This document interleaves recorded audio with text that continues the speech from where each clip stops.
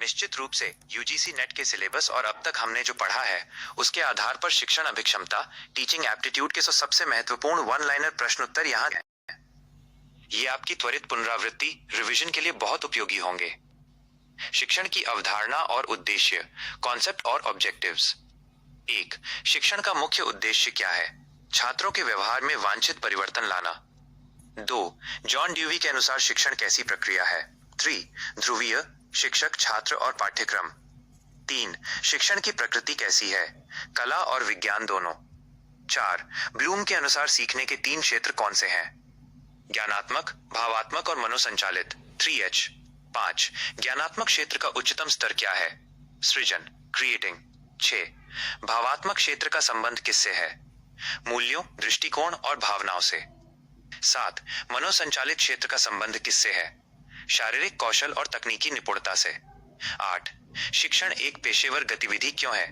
क्योंकि इसमें विशेष कौशल और प्रशिक्षण की आवश्यकता होती है। 9. अनौपचारिक शिक्षण कहाँ होता है? परिवार, समाज और खेल के मैदान में। 10. औपचारिक शिक्षण का मुख्य स्थान क्या है? विद्यालय और कॉलेज। शिक्षण के स्तर, लेवल्स ऑफ टीचिंग। 11. स्मृति स्तर, MLT के प्रस्तावक कौन है? हर्बर्ट। 12. किस स्तर में रटने पर सबसे अधिक जोर दिया जाता है? स्मृति स्तर। 13. अवबोध स्तर, ULT के मुख्य प्रस्तावक कौन है? मॉरिसन। 14. किस स्तर में तथ्यों के बीच संबंधों को समझने पर जोर दिया जाता है? अवबोध स्तर। 15. विमर्शी स्तर, RLT के प्रस्तावक कौन है? हंट। 16. शिक्षण का सबसे उच्चतम और चिंतनशील स्तर कौन सा है? विमर्शी स्तर। 17. किस स्तर में छात्र समस्या समाधान, प्रॉब्लम सॉल्विंग सीखता है? विमर्शी स्तर। 18. स्मृति स्तर पर छात्र की भूमिका कैसी होती है? निष्क्रिय, पैसिव। 19. विमर्शी स्तर पर कक्षा का वातावरण कैसा होता है? लोकतांत्रिक और स्वतंत्र। 20. शिक्षण का कौन सा स्तर अंतर्दृष्टि विकसित करता है? अवबोध स्तर। शिक्षार्थी की विशेषताएं, लर्नर कैरेक्टरिस्टिक्स। 21. किशोर शिक्षार्थी एडोलेसेंट की उम्र क्या होती है? 12 से 18 वर्ष। 22. वयस्क शिक्षार्थी अडल्ट किस प्रकार के होते हैं? स्वनिर्देशित, सेल्फ डायरेक्टेड। 23. वयस्क शिक्षा शास्त्र को क्या कहा जाता है? Andragogy, andragogy. 24. किशोरों पर सबसे अधिक किसका प्रभाव पड़ता है? उनके मित्र समूह, पीयर ग्रुप का। 25. सीखने की दृश्य शैली, विजुअल स्टाइल क्या है? देखकर सीखना, चार्ट, वीडियो। 26. श्रव्य शैली, ऑडिटरी का क्या अर्थ है? सुनकर सीखना, लेक्चर। 27. गत्यात्मक शैली, किनेस्थेटिक क्या है? स्वयं कार्य करके सीखना। 28. व्यक्तिगत भिन्नता का क्या अर्थ है? प्रत्येक छात्र की क्षमता, रुचि और सीखने की गति अलग होना। 29. आंतरिक प्रेरणा किस प्रकार के शिक्षार्थियों में अधिक होती है? वयस्क शिक्षार्थियों में। 30. संज्ञानात्मक विकास का संबंध किससे है? बौद्धिक क्षमताओं और सोच से। शिक्षण विधियां, मेथड्स ऑफ टीचिंग। 31. व्याख्यान विधि, लेक्चर मेथड कैसी विधि है? शिक्षक केंद्रित। 32. ह्यूरिस्टिक विधि, ह्यूरिस्टिक के प्रस्तावक कौन है? आर्मस्ट्रॉन्ग। 33. परियोजना विधि, प्रोजेक्ट मेथड किसने दी?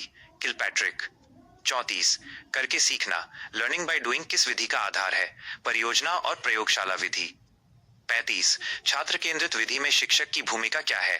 मार्गदर्शक, फैसिलिटेटर। 36. मिश्रित अधिगम, ब्लेंडेड लर्निंग क्या है?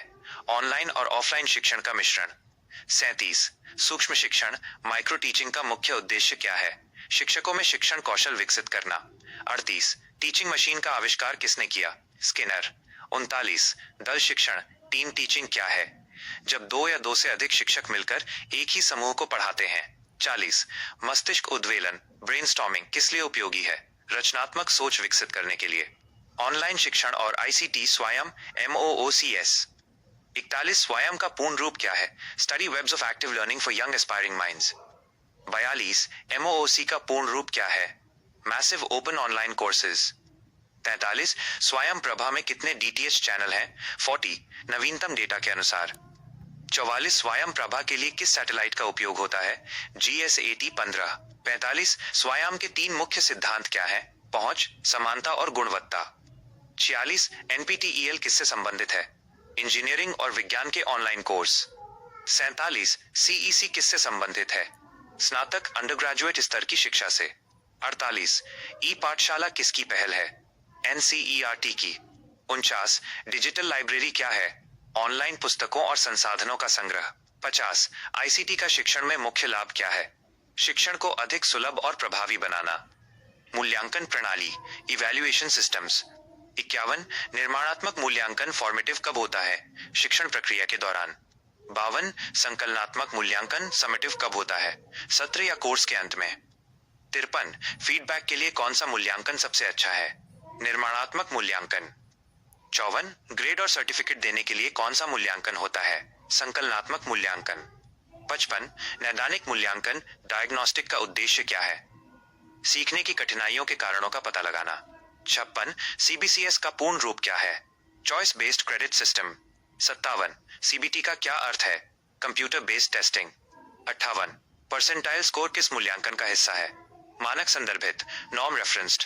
59 पास फेल का निर्धारण किस आधार पर होता है? निकष संदर्भित क्राइटेरियन रेफरेंस्ड। 60 सतत एवं व्यापक मूल्यांकन सीसीई किसने शुरू किया? सीबीएसई ने।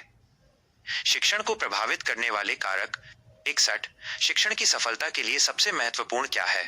शिक्षक का विषय ज्ञान। 62 तत्परता का नियम लॉ ऑफ रेडीनेस किसने दिया? थॉर्नडाइक। 63 अभिप्रेरणा मोटिवेशन शिक्षण में क्या कार्य करती है? यह सीखने की गति को बढ़ाती है। 64 शिक्षण सहायक सामग्री का चयन किस आधार पर होना चाहिए? शैक्षणिक उद्देश्यों के आधार पर। 65 कक्षा में शोर को नियंत्रित करने का सबसे अच्छा तरीका क्या है? शिक्षण को रोचक बनाना।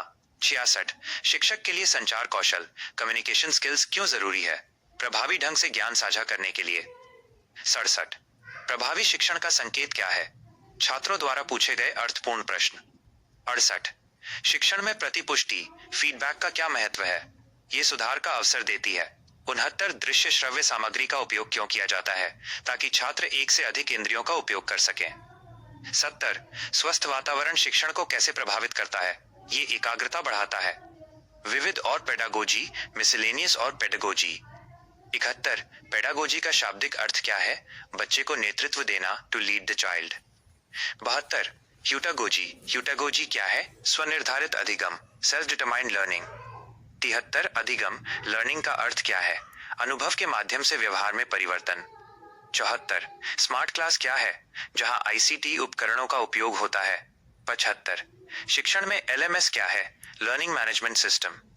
76 वर्चुअल क्लासरूम क्या है? ऑनलाइन माध्यम से जुड़ने वाली कक्षा। 77 चिंतनशील अभ्यास रिफ्लेक्टिव प्रैक्टिस क्या है? अपने स्वयं के शिक्षण के बारे में सोचना और सुधारना।